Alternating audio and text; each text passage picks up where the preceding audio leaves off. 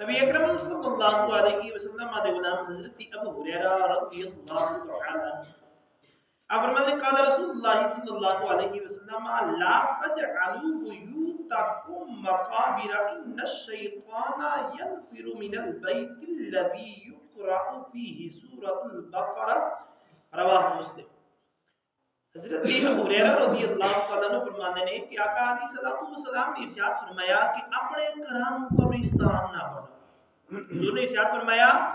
کہ اپنے گھراں نوں قبرستان نہ بناؤ، فرمایا شیطان اس گھر تو نسدا ہے دوڑدا ہے جس کے اندر سورۃ بقرہ پڑھی جائے۔ شیطان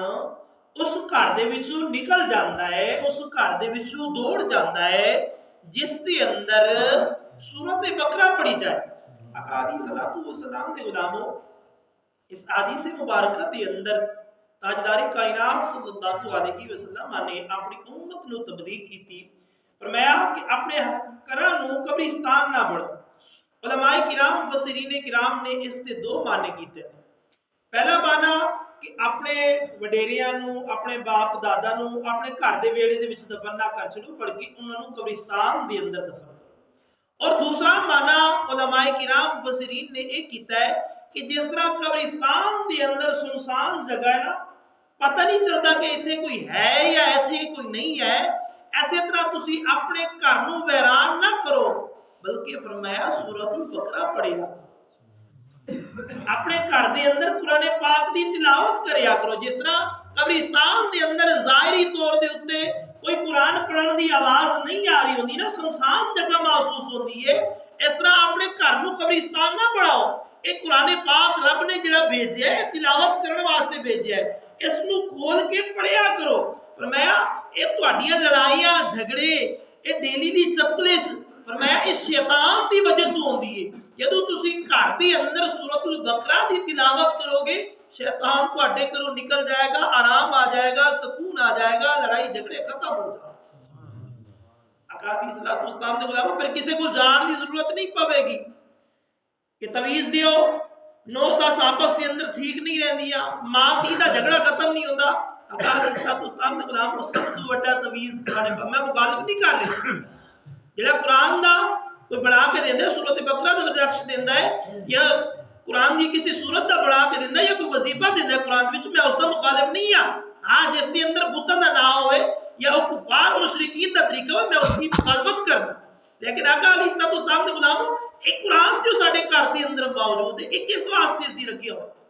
جدو تاجدار کائنات صلی اللہ علیہ وسلم ارشاد فرما رہے ہیں اس دی تسی اپنے گھر دے اندر تلاوت کرو تے شیطان دور جائے گا، شیطان دوڑ جائے گا، دور چلا جائے گا۔ آقا علیہ الصلوۃ والسلام نے غلاموں جدو شیطان دوڑ جائے گا تو پھر معاملات بھی حل ہو جائیں گے، پھر سارے معاملات ساڈے درست ہو جان گے، گھر دے جھگڑے مک جان گے، چپکلشاں مک جان گیاں، رنجشاں ختم ہو جان گیاں۔ آقا علیہ الصلوۃ والسلام نے غلاموں یہ اس وقت ہوے گا جدو اسی عمل پیرا ہوں، جدو اسی قرآن پاک نو اٹھا کے پڑھاں گے، اس کی تلاوت کران گے تے اللہ تبارک و تعالی ضرور کرم فرمائے گا۔ جی اسی قرآن پاک پڑھیا ہی نہیں، تلاوت خود کرنی آؤندی نہیں ہے، اسی اپنی زندگی گزار بیٹھے ہیں، عمر گزار بیٹھے ہیں، لیکن اسی کدی سوچے نہیں ہے کہ اسی قرآن پڑھ لئیے، قرآن نو سمجھ لئیے، قرآن آندا کے بھی ہے۔ آقا علیہ الصلوۃ والسلام نے خدا کافی سارے ساڈے اچ دے نے او جی ہن میرے کولوں کتے پڑھیا جاندا ہے، میں ہن ترجمہ پڑھ سکنا، تو ترجمہ نہیں پڑھ سکتا، تو تلاوت ہی کر تو قرآن پاک تو تک کے پڑھ دے۔ آندے نے معجون دے نال شفا مل جاوے نا تے بنان دا طریقہ انہوں نام ہی آندا ہوئے نا تے پھر بھی خیر، معجون کھا کے اگر شفا ملتی ہے نا معجون بنان دا، جس چیز نال بنی ہے اس دا پتہ نہ ہی ہوئے تے پھر بھی کچھ نہ کچھ فائدہ ہے گا۔ آقا علیہ الصلوۃ والسلام نے غلاموں تسی نہیں جا سکتے اس جگہ تک کہ آیت کس وقت نازل ہوئی، کیڑے مقصد واسطے نازل ہوئی، انہاں مانو مفہوم تک تسی نہیں جا سکتے۔ کم از کم جننے کرن جو کہ انہیں تے کرنا چاہیے نا، جنہ عقل ساتھ دیندا ہے، جنہ دماغ ساتھ دیندا ہے، جنہیں اللہ نے سمجھ بوجھ دیتی ہے، انہیں تے سانو چاہیے نا اسی قرآن پاک دا علم حاصل کریے۔ آقا علیہ الصلوۃ والسلام نے غلاموں میں یہ واضح طور تے اوتے آکھنا چاہنا، یہ جڑی گمراہیت پھیل رہی ہے ہر طرف، بد عقیدگی پھیل رہی ہے، یہ صرف اور صرف قرآن تو دوری کا نتیجہ ہے، یہ صرف اور صرف ایک قرآن پاک تو دوری کا نتیجہ ہے جی ہر طرف تو نظر آ رہی ہے۔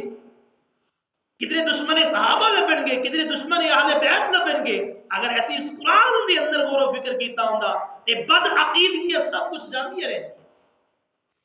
کیوں اسی آقا علیہ الصلوۃ والسلام دے اس فرمان دے اوپر عمل کیتا نہیں،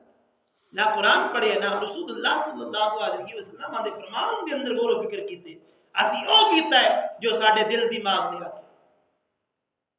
جو ساڈے نفس نے آکھیا ہے، جو شیطان نے سانو مشورہ دیتا ہے، اسی اس دے اوپر عمل پیدا۔ اگر اسی حقیقت کی طرف جانا ہے یا آقا علیہ الصلوۃ والسلام نے غلام قرآن پاک کو سامنے رکھ کے اپنے دل دے اوپر ہاتھ رکھ کے اسی فیصلہ کریے تفرقے بازی دے وچوں اسی نکل جائے، یہ روز دیاں لڑائیاں جھگڑے سب کچھ ختم ہو جائے گا، کیونکہ واحد کتاب قرآن پاک ہے۔ ہر بندے نے اپنا رستہ بنا لیا، ہر بندے نے اپنی پسندیدہ دین بنا لیا، ہر بندہ چاہتا ہے کہ جو میری پسند ہے دین اسی طرح کا ہو جائے، لیکن چاہیے کہ جس طرح دین آنا ہے نا میں اس سے مگر چل میں اونجدہ بن جاواں جس طرح رب قرآن دے اندر فرما رہا ہے، رسول اللہ صلی اللہ علیہ وسلم نے اپنے فرمان دے اندر فرمایا ہے، اور میرے نبی دے صحابہ نے جس طرح اپنی زندگی بسر کیتی ہے، میرے نبی دی آل نے اپنی زندگی بسر کیتی ہے، میرے نبی دی ازواج نے اپنی زندگیاں بسر کیتیاں نے، سانو یہ چاہیے ہے کہ اسی انہاں دے نقش قدم دے اوتے چلیے، اگر انہاں دے نقش قدم دے اوتے چلیں گے تے یقیناً کامیاب ہوواں گے۔ اگر اسی اعراض کیتا، اسی اپنی من مانیاں کیتیاں اور یہ سوچیا کہ جو اسی چاہیے شریعت اس طرف جائے، تے آقا علیہ الصلوۃ والسلام دے غلامو یاد رکھو قبر دے اندر صرف اور صرف چھتر ہی پیر اس دے ماں سوا اور کچھ بھی نہیں ہوگا، بس روح پرواز ہون دی دیر، فرشتے سوٹے ڈنڈے لے کے کھلوتے ہون گے کہ دنیا دے اندر قرآن دے خلاف کس طرح تیرا عقیدہ سی، 10 دنیا دے اندر صحابہ آلے بیت اسلام دے اندر بکواسات کس طرح کرتا سی، بس صرف اور صرف بکوا کنا ہونا ہے کہ روح پرواز ہون دی دیر اگلے معاملات شروع ہو جائے۔ لہٰذا آقا علیہ السلام دے غلامو قرآن پاک دی تلاوت، قرآن پاک نو سمجھو، نہیں سمجھ آتی آقا علیہ السلام دے غلامو بندے نہ چیز دے نہ رجوع کرو، انشاءاللہ جتنا ہو سکے گا سمجھاواں گے قرآن پاک اور دساں گے کہ اللہ تبارک و تعالی اس آیت دے اندر کی فرما رہے ہیں، دوسری آیت دے اندر کی فرما رہے ہیں، تیسری آیت دے اندر کی فرما رہے ہیں۔ اگر حقیقت اسی جانا گے یقیناً اسی گمراہی دے وچوں نکل جاؤں گے، اگر قرآن سمجھ آ گئی تو گمراہی دے وچوں نکل جاواں گے۔ دعائے خالق کی کائنات مالک السماوات اسی سارے عمل پیرا ہون دی توفیق عطا فرمائے۔ وما علینا الا البلاغ۔